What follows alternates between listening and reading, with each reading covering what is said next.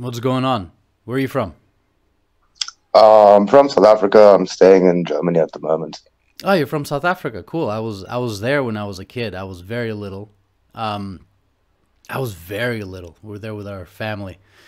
Um, I can't remember much. I remember the hotel. I remember teaching all the staff bad words, of course, because I was a little Bad kid. words in Russian or what? Yeah, exactly. That's exactly what it was. That was a good time, childhood. Anyways, so what are you on here chatting about? Just some random bored as hell, to be honest. I'm just sitting here in my hotel room at the moment. Don't really know what to do. Okay, so what, you're visiting Germany for work or? Yeah, I'm here on work at the moment. Oh, okay, interesting. Well, what do you normally speak about with Russians in this current climate? Well, I was in Norway for 4 months recently, Hmm. and I was working with a couple of Russian guys, and basically we're just talking shit the entire time. Well, I mean, South Africa and Russia do have good relations, I believe. Well, I mean, the ANC government does have good relations, but then again, there's the other party that isn't very happy with the situation. Let's put it that way. A situation where in South Africa? No, basically, the way that South Africa is handling the situation that Russia has gone through in Ukraine. Oh, okay. Well, where do you stand on that?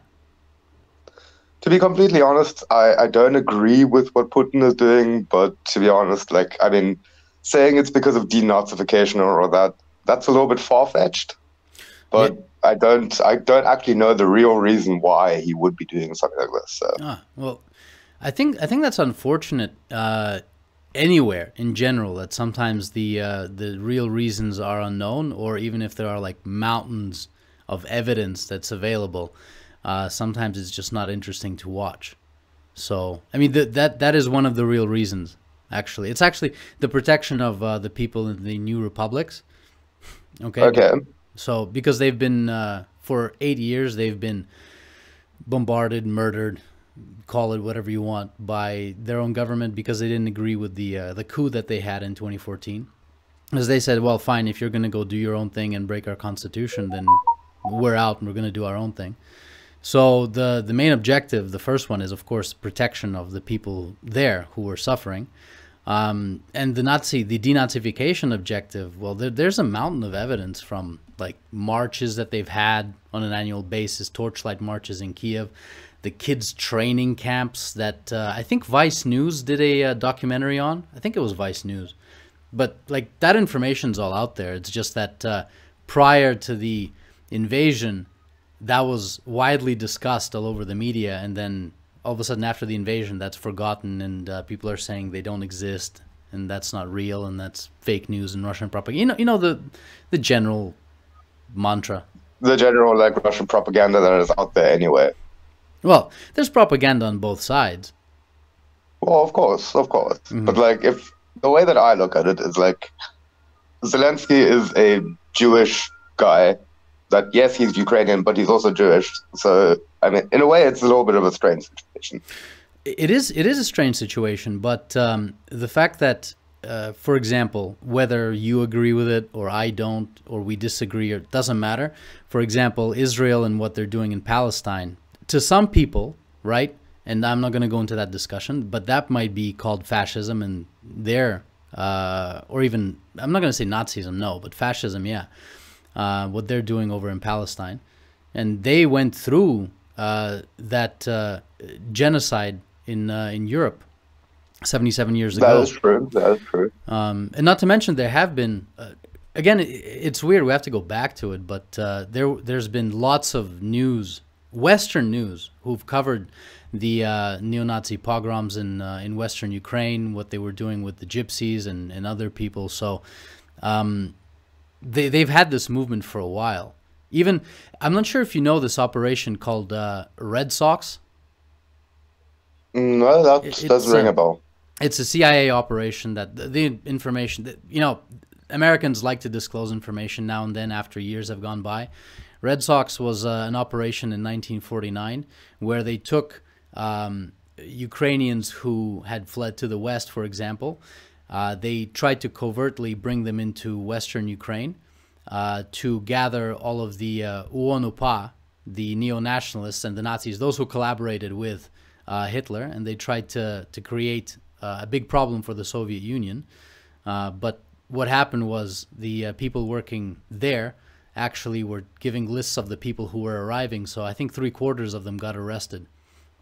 But it's been that long, these operations of trying to create this neo-Nazi enclave in Western Ukraine, and they've been quite successful at it. So in 2022, unfortunately, it has come to military action.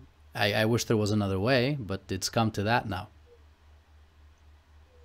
Well, I mean, at the end of the day, there is always a certain way that you can go about it. And military action, in my opinion, should be like the last option. Yeah, I agree. And I'm pretty sure that there would have been one or two other ways of going about it before actually like starting a full-on invasion. Like what? That's a really good question that I do not have an answer to at the moment. Okay. All right. Well, you seem like an intelligent person, someone who's curious about different events. Because I spoke with somebody else recently who was just like repeating the CNN, Fox, MSNBC mantra, and no matter what kind of facts I would bring over, he just dismissed them. But I mean, that's his choice. There were Minsk agreements that were signed in 2015 by the Ukrainian leadership under Poroshenko, and then in those Minsk agreements, they were supposed to bring peace to the region, where Ukraine would get control of its borders, and the breakaway republics were supposed to be part of Ukraine as well. The only thing was that they were supposed to get a special status where they had control over their own elections, I believe the elections, but I know they would have control over the language that they were allowed to speak, which is predominantly Russian.